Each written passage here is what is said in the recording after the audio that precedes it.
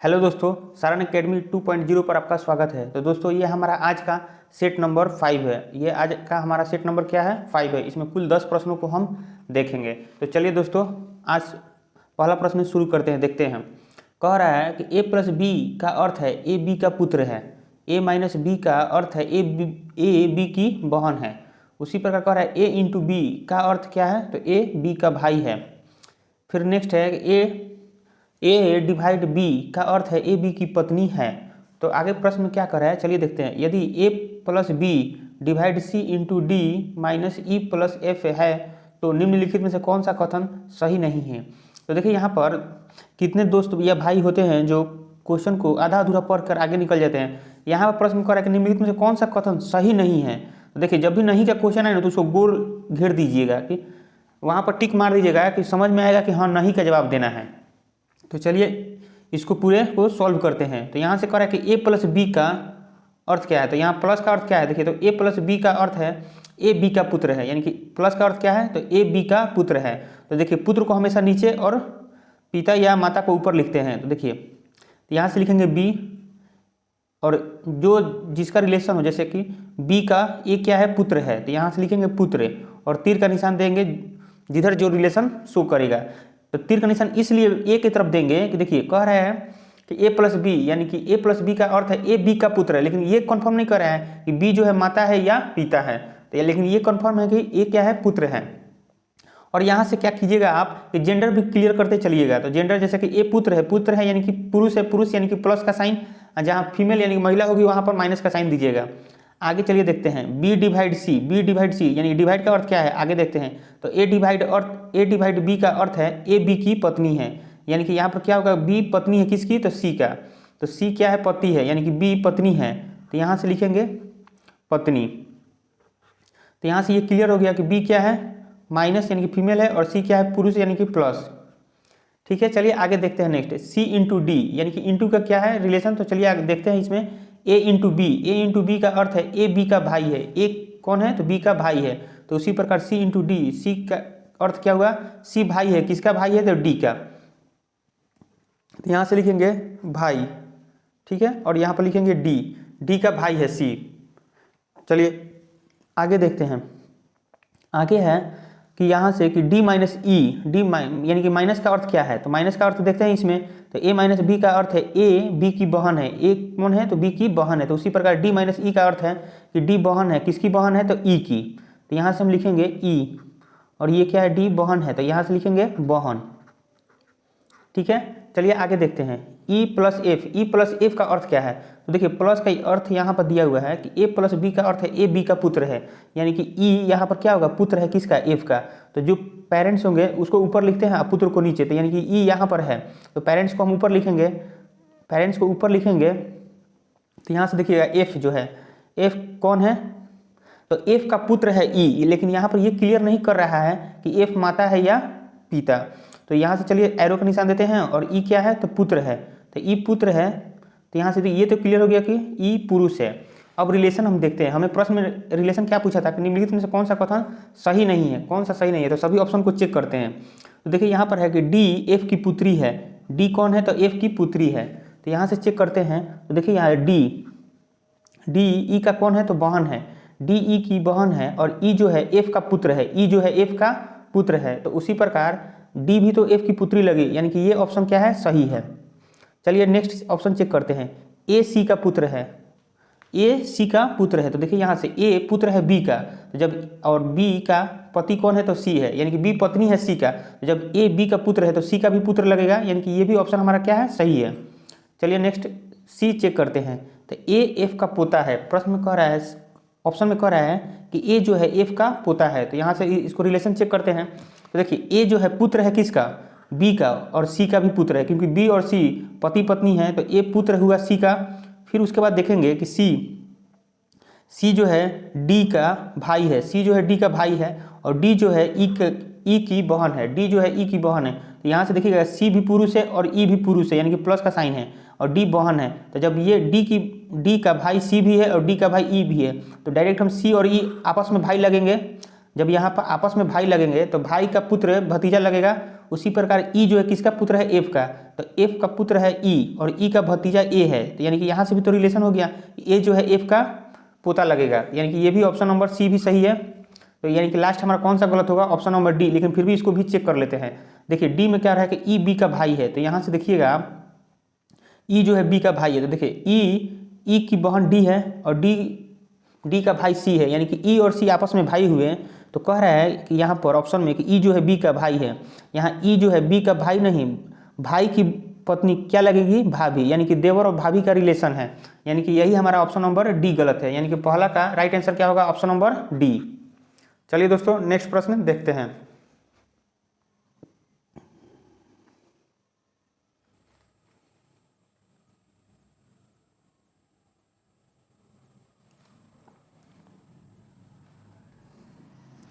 Question number 2 है, कौन सा अक्षर समूह दी गई श्रृंखला को प्रश्न चिन्ह के स्थान पर आकर श्रृंखला को पूर्ण करेगा।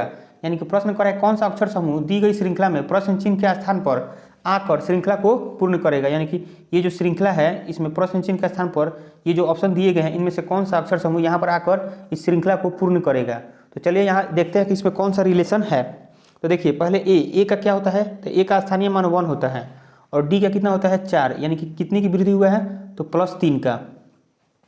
फिर आगे चेक करते हैं, तो जब +3 का यहाँ वृद्धि है तो आगे भी तो जब ए से +3 हुआ तो डी 4 हुआ, तो उसी प्रकार 4 में भी तो हम +3 करेंगे तो 4 और 3 7, 7 किसका होता है, तो जी का होता है।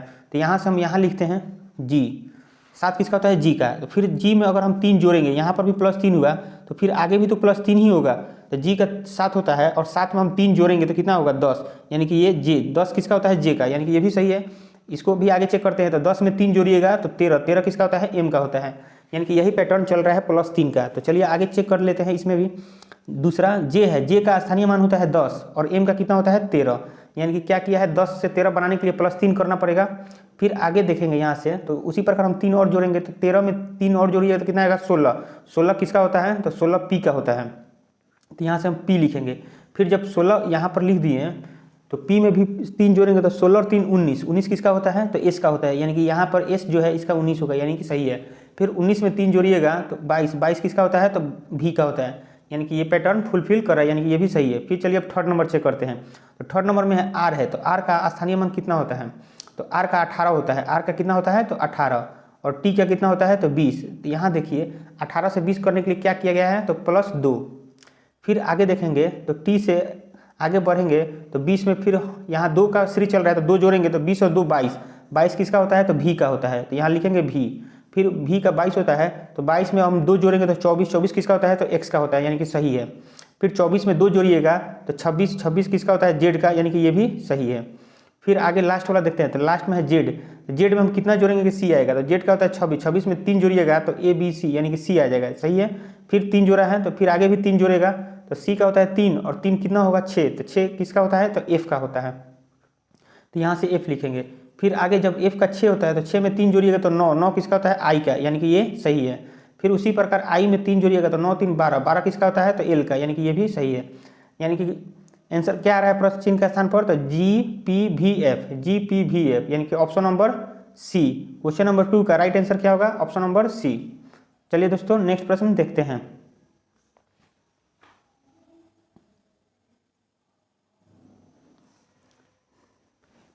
क्वेश्चन नंबर 3 है, उस विकल्प का चयन करें जो 5वें अक्षर समूह से उसी प्रकार संबंधित है जिस प्रकार दूसरा अक्षर समूह पहले अक्षर समूह से संबंधित है और चौथा अक्षर समूह तीसरे अक्षर समूह से संबंधित है। तो चलिए यहाँ से देखते हैं कि कौन सा रिलेशन इसमें चल रहा है। यहाँ से देखिएगा आर का मान होता है 18 और ओ का होता है 15 और क्यू का कितना ओ का भी होता है 15 और टी का होता है 20, यानी कि 18 15 15 20। यहाँ देखिएगा क्यू का, तो क्यू का होता है 17, फिर क्यू का है 17, टी का है 20 और भी का है 22। तो यहाँ से देखिए तो 18 से 17 होने के लिए क्या किया गया है, तो -1, ठीक है। फिर उसके बाद 15 से 17 करने के लिए होने के लिए क्या किया गया है यहाँ पर, तो 15 2 17। फिर यहाँ से 15 से 20 होने के लिए क्या किया गया है, तो 15 और 5 20। फिर 20 से 22 होने के लिए क्या किया गया है, तो +2। तो यहाँ से सीरीज देखिए तो क्या है, -1 +2 +5 +2, ये कोई सीरीज चल रहा है, ये तो कोई सीरीज लग नहीं रहा है, यानी कि ये सीरीज नहीं चलेगा, तो यानी कि इसको हम हटाते हैं। फिर दूसरा इसमें दूसरा देखते हैं कौन सा नियम लग रहा है। तो यहाँ से आप देखिएगा एक चीज़ दिख रहा होगा आपको कि यहाँ पर दोनों सेम सेम है, यहाँ पर भी सेम सेम है, यानी लगता है कि पहले इन्हीं दोनों में कुछ ना कुछ परिवर्तन किया है। तो यहाँ से देखिए ओ का स्थानीय मान कितना होता है, तो ओ का स्थानीय मान 15 होता है और यहाँ पर भी ओ का स्थानीय मान 15 ही होगा।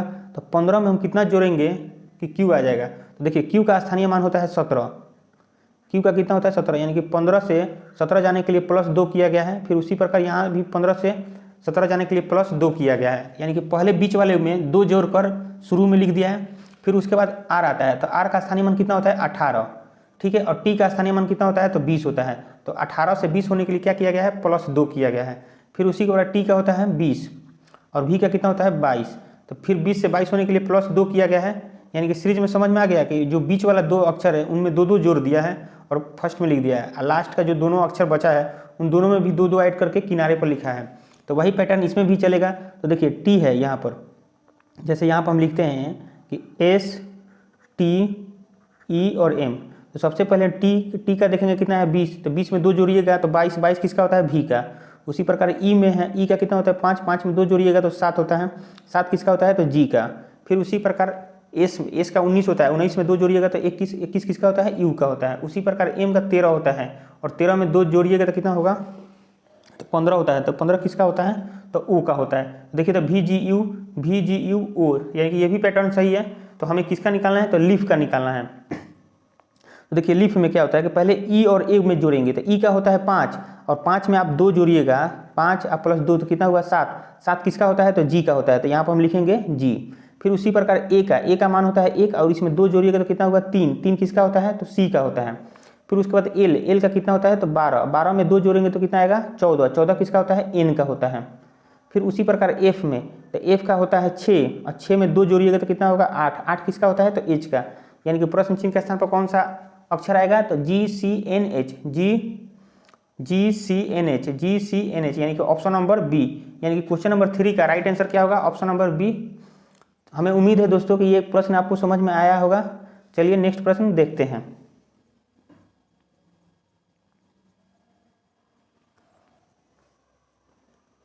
क्वेश्चन नंबर 4 है कि 6 मित्र एफ यू के एस एम और ए एक वृत्ताकार मेज के परितः केंद्र की ओर मुंह करके बैठे हैं। ए और एस से के ठीक बगल में बैठे हैं, एफ के सामने बैठा है, एस से एफ के बगल में नहीं बैठा है, एम ए और एफ के ठीक बगल में बैठा है। यदि एम और एस अपने स्थान आपस में परस्पर बदल लेते हैं तो ए और एफ के ठीक बगल में कौन बैठा है। तो यहाँ से देखिए प्रश्न में कह रहा है कि 6 मित्र हैं जो एक वृत्ताकार मेज के परितः केंद्र की ओर मुंह करके बैठे हुए हैं। तो यहाँ से सबसे पहले हम क्या करेंगे, एक वृत्ताकार मेज बनाएंगे। तो यहाँ से देखिए एक वृत्ताकार मेज बनाते हैं और इसमें 6 व्यक्ति को बैठाना है। तो यहाँ से लेते हैं 1 2 4 5 6, यानी कि 6 सीट दे दिया गया। अब देखते हैं कि प्रश्न में कैसे किसको बैठा रहा है। तो देखिए कह रहा है प्रश्न में कि ए और एस के ठीक बगल में है। तो ए और एस के ठीक बगल में कब होंगे, जब के बीच में हो और ए और एस किनारे पर हो। तो या तो यहाँ पर ए होगा या एस होगा, या यहाँ पर ए या एस होंगे, ठीक है। आगे प्रश्न को देखते हैं। एफ जो है के सामने बैठा है, एफ जो है के सामने, यानी कि के यहाँ पर है तो एफ कहाँ बैठेगा, यहाँ पर बैठेगा। तो यहाँ पर लिख देते हैं एफ यहाँ पर बैठेगा। फिर उसी प्रकार आगे है कि एस एफ के बगल में नहीं बैठा है, एस जो है एफ के बगल में नहीं बैठा है, यानी कि यहाँ और यहाँ एस नहीं बैठेगा तो यहीं पर, यहीं दोनों पर कहीं भी। फिर आगे कह रहा है कि एम जो है ए और एफ के ठीक है बगल में बैठा है, एम जो है ए और एफ के ठीक बगल में बैठा है। तो यहाँ से आप देखिए एम जो है ए और एफ, तो यहाँ एफ है और यहाँ ए को कहीं बैठाना है। तो हम मान लेते हैं कि यहीं पर ए को बैठा देते हैं। तो यहाँ कहीं भी आप बैठा सकते हैं, यहाँ पर भी या यहाँ पर भी। तो यहाँ बैठा दिए ए को, आंसर दोनों से सेम ही आएगा। और यहाँ पर किसको बैठाएंगे, यहाँ एस को बैठा देते हैं। कह रहा है कि एम जो है ए और एफ के ठीक है बगल में है, तो यहाँ पर बैठाएंगे एम को।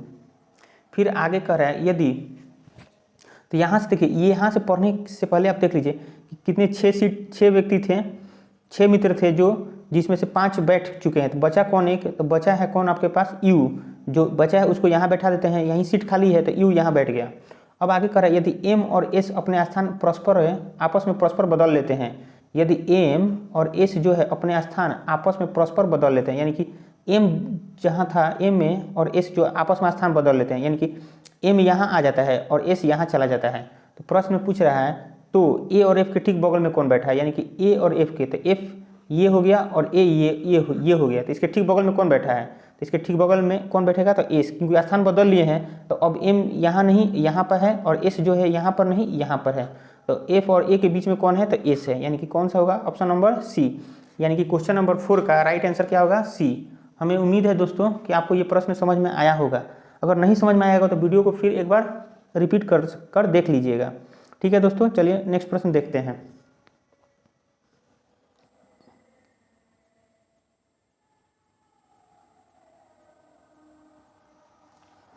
क्वेश्चन नंबर 5 है कि उस समुच्चय का चयन करें जिसमें संख्याएं उसी प्रकार संबंधित है जिस प्रकार निम्नलिखित समुच्चयों की संख्याएं हैं। नोट में है कि संख्याओं को उसके घटक अंकों में विभाजित किए बिना पूर्ण संख्याओं पर ही गणितीय संक्रियाएं की जानी है, जैसे कि 13 मान लीजिए 13 पर गणितीय संक्रियाएं जैसे कि 13 में जोड़ना, घटाना, गुणा करना आदि किया जा सकता है। 13 को 1 और 3 में तोड़कर फिर 1 और 3 पर गणितीय संक्रियाएं करने की अनुमति नहीं है। यानी कि देखिए प्रश्न में कह रहा है, सबसे पहले तो ये कह रहा है कि उस समुच्चय का चयन करें जिसमें संख्या उसी प्रकार संबंधित है जिस प्रकार निम्नलिखित समुच्चयों की संख्या है। यानी कि इन समुच्चयों मतलब इन चारों में से कोई एक ऐसा चुनना है जो इन दोनों के पैटर्न पर फुलफिल करे, यानी कि फॉलो करे। उसके बाद नोट में क्या कहा है कि जैसे कोई मान लीजिए कोई संख्या है 13, तो इसमें हम अलग से जोड़ना, घटाना या गुना करना कुछ भी या भाग करना कुछ भी कर सकते हैं, लेकिन इस 13 को हम 1 और 3 में तोड़कर और उसके बाद जोड़ना, घटाना, गुना, भाग ये सब नहीं करना है। यही प्रश्न कर रहा है। तो चलिए यहाँ इसमें देखते हैं कि कौन सा पैटर्न चल रहा है। यहाँ से देखिए क्या करना पड़ेगा। तो सबसे पहले हम अगर देखते हैं 12 और 15 को जोड़ते हैं तो कितना होगा, 12, 5 2 7, 1 1 2 यानी कि 27 और 27 यहाँ 216 है। तो 27 में अगर हम किससे मल्टीप्लाई करें, तो अगर हम 27 से 8 से मल्टीप्लाई करते हैं तो 216 आएगा। 8 7 56 का 6 हासिल 5, 8 दूनी 16 और 5 21, यानी कि 27 में 8 से मल्टीप्लाई करने पर 216 आ रहा है। तो यानी कि इसको भी चेक कर लेते हैं। तो देखिए इसको भी चेक करेंगे तो 23 और 31 कितना होगा, 23 और 31 तो 3 1 4, 3 और 2 5 यानी कि 54। फिर 54 में 8 से मल्टीप्लाई करके चेक करेंगे तो 8 चौका 32 का 2 हासिल 3 और 8 5 40 और 3 43 यानी कि 432। यानी कि यहाँ से आप देख लीजिएगा इसमें पैटर्न कौन सा चल रहा है। तो पहले इन दोनों संख्याओं को जोड़ना है और जो आएगा आंसर उसमें 8 से मल्टीप्लाई करना है। उसी प्रकार इसमें भी दोनों संख्याओं से मल्टीप्लाई करना है, दोनों संख्याओं को जोड़ना है और 8 से मल्टीप्लाई करना है। तो चलिए ऑप्शन में चेक करते हैं कि कौन सा है। तो पहले ऑप्शन नंबर 1 को ही चेक करते हैं। तो देखिए 14 और 24 है। तो यहाँ से अगर हम 14 और 24 को जोड़ेंगे तो कितना आएगा, 4 4 8 2 और 1 3 38 और 38 में 8 से मल्टीप्लाई करके देखते हैं। तो 8 8 64 का 4 80 बचल 6, 8 3 का 24 और 6 30 यानी कि कितना आ रहा है 304। 304 यानी कि यही ऑप्शन मैच कर रहा है। यानी क्वेश्चन नंबर 5 का राइट आंसर क्या होगा, ऑप्शन नंबर ए। चलिए दोस्तों नेक्स्ट प्रश्न देखते हैं।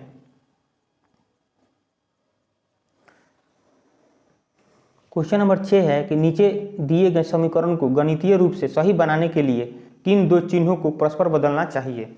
यानी प्रश्न में कह रहा है कि जो ये समीकरण दिया है इनको सही बनाने के लिए किन दो चिन्हों को परस्पर बदलना चाहिए।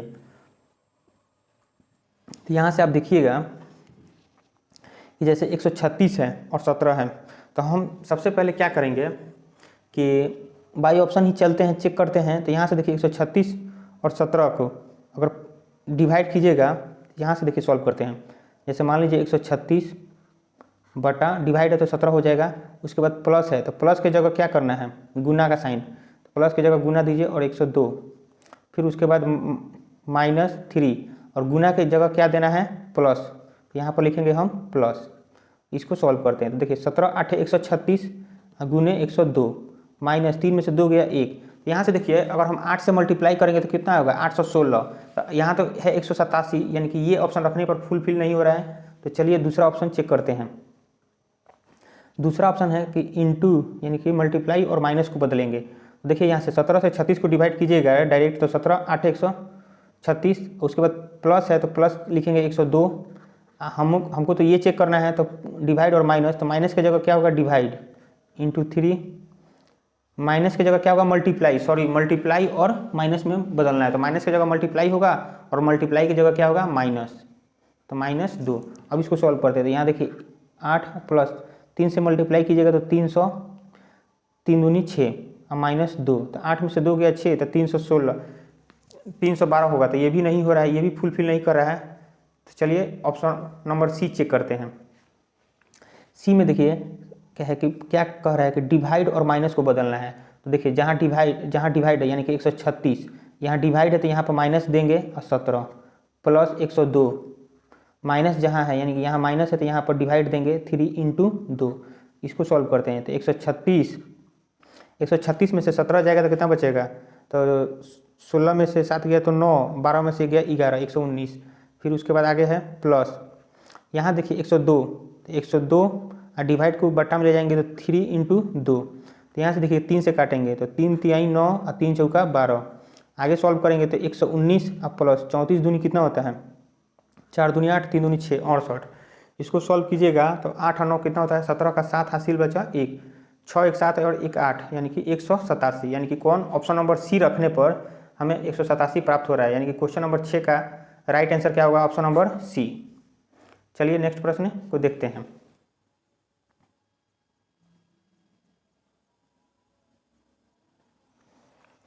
क्वेश्चन नंबर 7 है कि 3 कथन के बाद 3 निष्कर्ष दिए गए हैं। यानी प्रश्न में कह रहा है कि 3 जो कथन दिए गए हैं इसके बाद 3 निष्कर्ष दिए गए हैं। कथनों को सत्य मानते हुए भले ही वे सामान्य रूप से ज्ञात तत्वों से भिन्न प्रतीत होते हों, निर्णय करें कि कौन सा निष्कर्ष कथनों को तार्किक रूप से अनुसरण करता है या करते हैं। यानी कह रहा है प्रश्न में कि ये जो 3 कथन दिए गए हैं इन्हीं के आधार पर ये बताना है कि कौन सा निष्कर्ष सही है।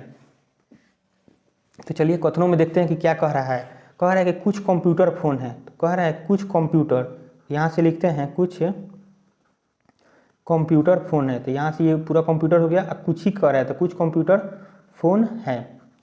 फिर आगे देखते हैं सभी फ़ोन कैलकुलेटर है, यानी कि सभी फ़ोन, तो सभी फ़ोन को लेंगे तो सभी फ़ोन कैलकुलेटर है। क्या है, कैलकुलेटर, यहाँ के से डिनोट कर देते हैं। फिर आगे है कि सभी कैलकुलेटर आईपैड है, सभी कैलकुलेटर, तो सभी कैलकुलेटर को लेंगे तो सभी कैलकुलेटर आईपैड है, यानी कि आई से डिनोट यहाँ कर देते हैं। चलिए अब देखते हैं कि निष्कर्ष में क्या कह रहा है। निष्कर्ष में कह रहा है कि कुछ आईपैड कंप्यूटर है, कुछ आईपैड कंप्यूटर है। तो देखिए कुछ आईपैड जो है यहाँ से कंप्यूटर से गुजर रहा है, यानी कि ये बात सही है, ठीक है, यानी कि ये निष्कर्ष सही है। उसी प्रकार दूसरा देखते हैं सभी कैलकुलेटर फ़ोन है, सभी कैलकुलेटर, देखिए कैलकुलेटर को के से डिनोट किए हैं तो कह रहा है कि सभी कैलकुलेटर फ़ोन है, नहीं, यहाँ पर सभी फ़ोन कैलकुलेटर है ना कि सभी कैलकुलेटर फ़ोन है, यानी कि ये हमारा निष्कर्ष गलत हो गया, 2 नंबर। तीसरा चेक करते हैं कुछ आईपैड फ़ोन है, कुछ आईपैड, तो यानी कि देखिए ये हो गया आईपैड 12 वाला, कुछ आईपैड फ़ोन है, तो हाँ ये बात सही है कि कुछ आईपैड, यानी कि सभी आईपैड फ़ोन नहीं है, कुछ ही आईपैड फ़ोन है, ये बात सही है। तो यानी कि यहाँ हमारा निष्कर्ष 3 भी सही हुआ। तो इसका आंसर क्या होगा, 1 और 3, निष्कर्ष 1 और 3 सही है। तो 1 और 3 कहाँ पर दिया हुआ है, तो ऑप्शन नंबर डी में, यानी क्वेश्चन नंबर 7 का राइट आंसर क्या होगा, ऑप्शन नंबर डी, केवल निष्कर्ष 1 और 3 अनुसरण करते हैं। चलिए नेक्स्ट प्रश्न देखते हैं। क्वेश्चन नंबर 8 है कि किस विकल्प में निम्नलिखित शब्दों का वह क्रम दिया गया है जिस क्रम में वे अंग्रेजी शब्दकोश में आते हैं। यानी कि कह रहा है कि निम्नलिखित में से कौन सा क्रम दिया गया है इन चारों ऑप्शनों में से जिसमें जो अंग्रेजी शब्दों को जिस प्रकार अंग्रेजी डिक्शनरी में सजाया जाता है। तो चलिए यहाँ से देखते हैं। तो पहले है INS, इसमें भी है INE है और INS यहाँ पर है और IND है। तो देखिए सभी में कॉमन क्या है, तो IN सभी में है, सभी में क्या है, IN है। लेकिन उसके बाद देखते हैं तो S है, S यहाँ 2 कॉमन है, S यहाँ पर भी है, यहाँ पर भी है। उसके बाद E है और D है। तो SED में सबसे पहले कौन आता है, तो D आता है। तो सबसे पहले D आता है तो D को ही लिखेंगे यहाँ पर, यानी कि 5 नंबर पहले आएगा। फिर उसके बाद ये हो गया, उसके बाद कौन बचा, तो I, ये यहाँ S है, उसके बाद कौन बचा, E बचा, IND के बाद कौन आएगा, INE, तो यानी कि 5 नंबर के बाद कौन आएगा, 2 नंबर। तो यहाँ से 2 नंबर लिखेंगे। फिर आगे बचा कौन, तो 1 3 4 बचा है। 1 3 4 में देखते हैं कि कौन होगा, था INS, यहाँ पर भी है INSI और यहाँ पर है INSI। देखिए यहाँ पर INSI है, तो आगे बढ़ते हैं INSID और यहाँ है G। तो पहले 1 होगा तब उसके बाद 4 होगा, यानी कि पहले 1 तब उसके बाद 4 नंबर। तो लास्ट में हमारा कौन बच रहा है, 3 नंबर। यानी कि कौन सा पैटर्न है, तो 5 2 1 4 3, 5 2 1 4 3, यानी क्वेश्चन नंबर 8 का राइट आंसर क्या होगा, ऑप्शन नंबर डी। चलिए नेक्स्ट प्रश्न को देखते हैं।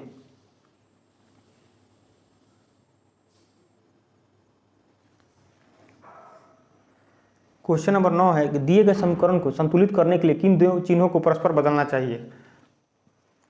देखिए ये फिर से एक और प्रश्न आ गया जो ऐसा ही पैटर्न का आगे भी था।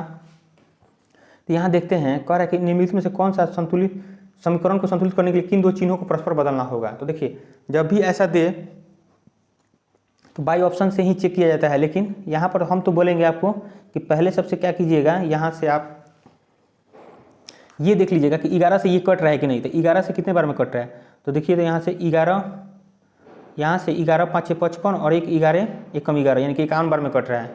तो यहाँ से तो डिवाइड वाला तो क्लियर है कि कट जा रहा है। तो अब बचा कौन, तो गुना और जोड़ और माइनस। तो यहाँ से आप बाई ऑप्शन चेक कीजिएगा। तो देखिए अगर ऑप्शन नंबर डी रखते हैं, ऑप्शन नंबर डी ही क्यों डायरेक्टली है ये हम आपको बता देते हैं। जब डिवाइड वाला खत्म हो जाता है तो उसके बाद जोड़ और मल्टीप्लाई वाला ही चेक किया जाता है। तो यहाँ से देखिए जोड़ और मल्टीप्लाई है, तो जहाँ मल्टीप्लाई है वहाँ पर जोड़ का साइन देंगे। तो 11 से 561 को भाग दिए तो 51 आया, और जहाँ मल्टीप्लाई है वहाँ पर जोड़ रखेंगे क्योंकि ये वाला लेकर चेक कर रहे हैं। फिर उसके बाद क्या है कि उसके बाद है 22, और जहाँ प्लस है तो वहाँ मल्टीप्लाई का सिंबल देंगे और 6 माइनस 25। इसको सॉल्व करते हैं। तो यहाँ से देखिएगा 51 प्लस 22 में 6 से, तो 6 दूनी 12 का 2 हासिल 1, 6 दूनी 12 1 13 यानी 132 माइनस 25। फिर आगे इसको सॉल्व करते हैं। तो यहाँ से देखिएगा 51 प्लस 132 में से 25 गया तो कितना बचेगा 107। इसको जोड़ेंगे तो 7 1 8 और 10 और 5 15 यानी कि 158। यानी कि ऑप्शन नंबर डी रखने पर समीकरण हमारा संतुलित हो रहा है। यानी क्वेश्चन नंबर 9 का राइट आंसर क्या होगा, ऑप्शन नंबर डी। चलिए दोस्तों नेक्स्ट प्रश्न को देखते हैं।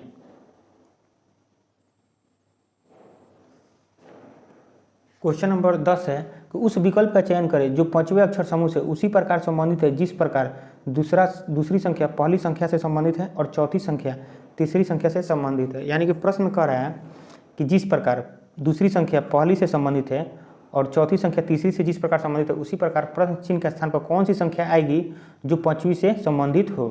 तो यहाँ से देखिए इसमें क्या पैटर्न चल रहा है। तो यहाँ से अगर आप देखते हैं, अगर हम 48 में से 48 में से अगर 3 माइनस करते हैं तो क्या आएगा 45। इस 45 को अगर हम 9 से डिवाइड करेंगे तो 9 5 45 यानी कि 5 आ रहा है। तो उसी प्रकार इसको भी हम चेक करेंगे। तो यहाँ से देखिए 30 में से अगर 3 गया तो कितना बचेगा 27, और 27 को 9 से भाग देंगे तो कितना आएगा 3, 9 3 27 यानी कि ये भी सही पैटर्न है। तो इसी पैटर्न पर इसको भी सॉल्व करेंगे। तो यहाँ से देखिए 57 से अगर 3 माइनस करते हैं तो कितना आएगा 54, और इस 54 को 9 से डिवाइड करेंगे तो 9 6 54 यानी कि 6 आ रहा है। यानी कि प्रश्न चिन्ह का स्थान पर कौन सी संख्या आएगा 6। तो यानी कि क्वेश्चन नंबर 10 का राइट आंसर क्या होगा, ऑप्शन नंबर बी। तो दोस्तों आज का हमारा 10 प्रश्न कंप्लीट हुए। तो दोस्तों अगर आपको वीडियो पसंद आया हो तो वीडियो को लाइक कीजिएगा और चैनल को सब्सक्राइब करना ना भूलें। Thank you.